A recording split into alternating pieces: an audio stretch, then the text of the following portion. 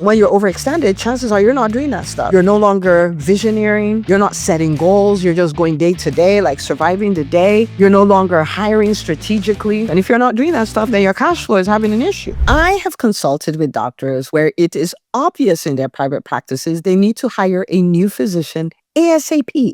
ASAP. Okay? All right. And I decided to come on this episode to show you 5 signs you need to hire another doc like immediately. Now, when I say immediately, of course, you're not just going to go, pull somebody off the street and bring them into your practice, because that's not the way it works. But that means you're working this process and you're treating it as a matter of urgency. Question then becomes why? I could hire whenever. I mean, I've been managing, going through what I'm going through and all of that. This is especially important for the physician who owns the private practice, okay? When you have a physician who is at a point where their practice needs another doctor, like as a matter of urgency, chances are that that physician is overextended as a physician. And if that physician is overextended as a physician, that means that they've given up a lot of their CEO roles, okay?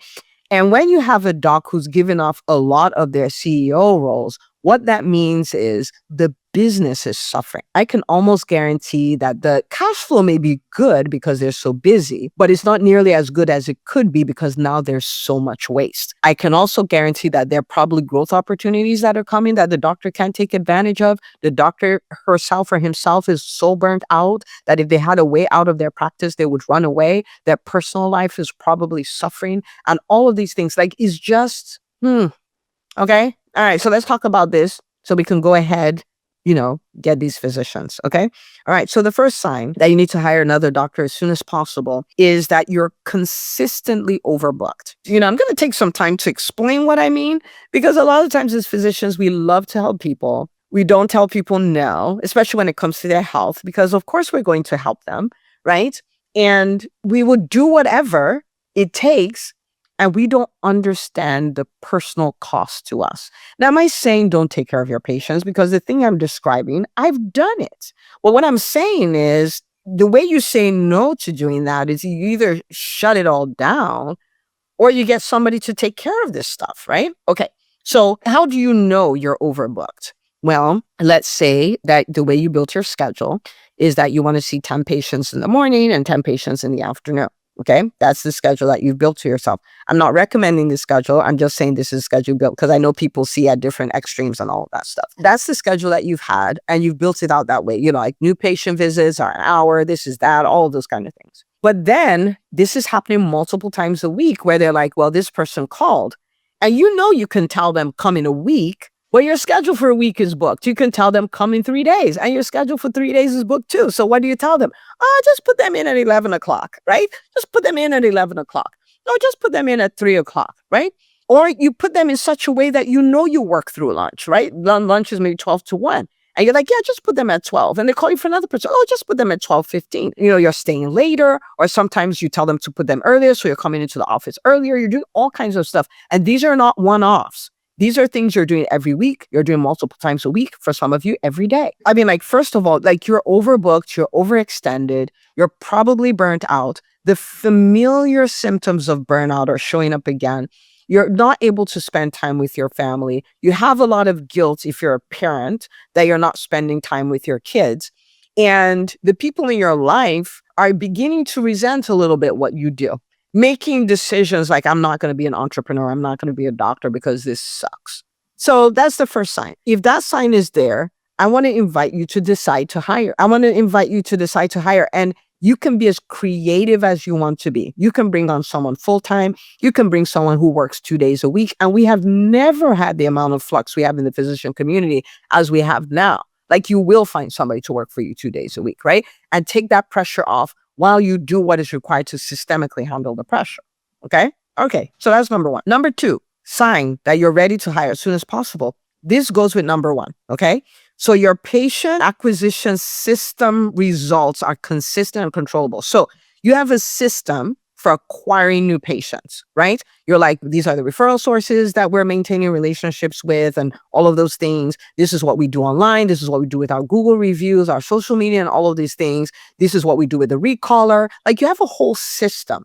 So you can crank it up as you need to get more people in. Like, you know what to do. You have this wait list, you know what to do with the wait list when, and all of those things. And so there's evidence that you can fill another person up based on what you have, maybe it's a wait list and stuff like that, and what you can do because you built this system and you know how to crank it up, right?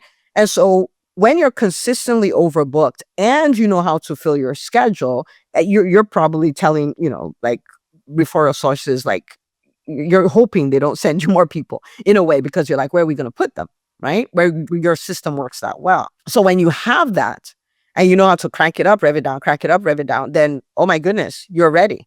You're ready because you can get another person on and you can get them busy. Okay.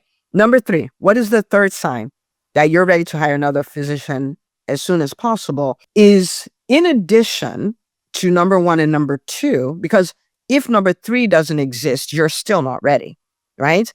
Number 3 is that your practice is financially stable and your cash flow is strong. Okay.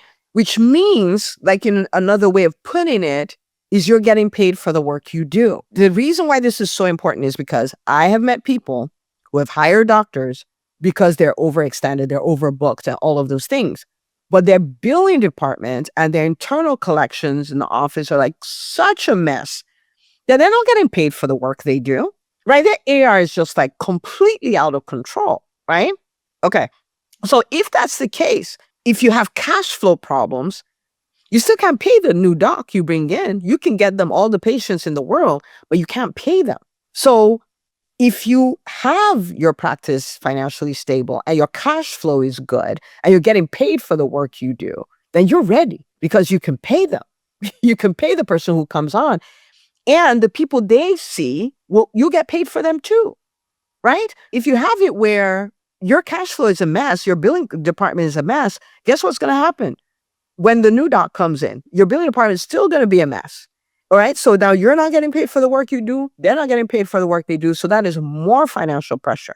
Third sign, your practice is financially stable. Your cash flow is strong.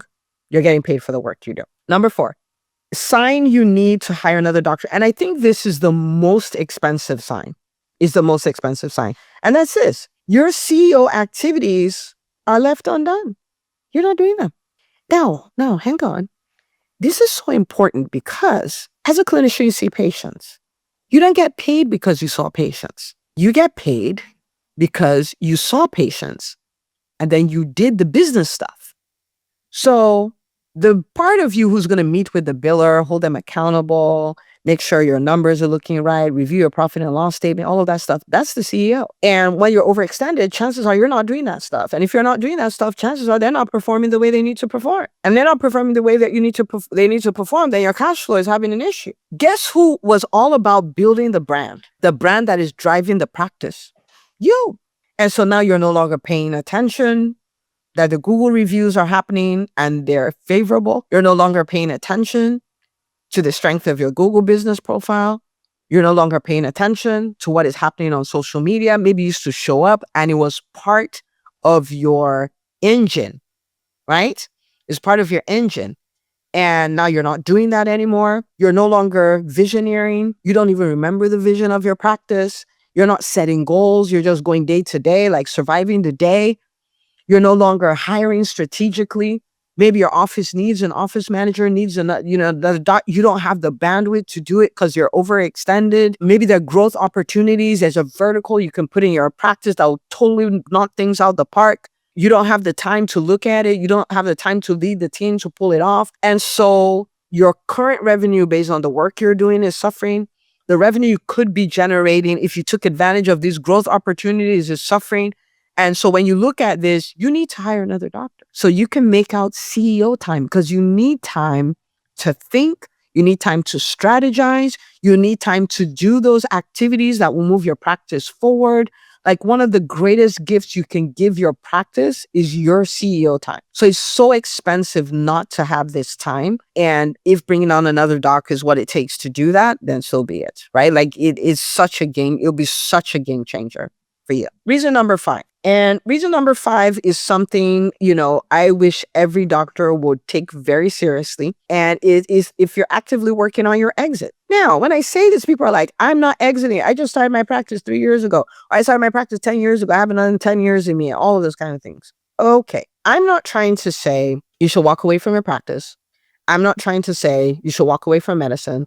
I'm not even trying to say you should sell your practice. But the best way to build is to build with the end in mind, right? Because we're going to get to the end. It must have been Warren Buffett or someone was asking, like, what is the thing that makes people most likely to succeed, right? And I don't remember the context of it, right? Because that would determine the answer.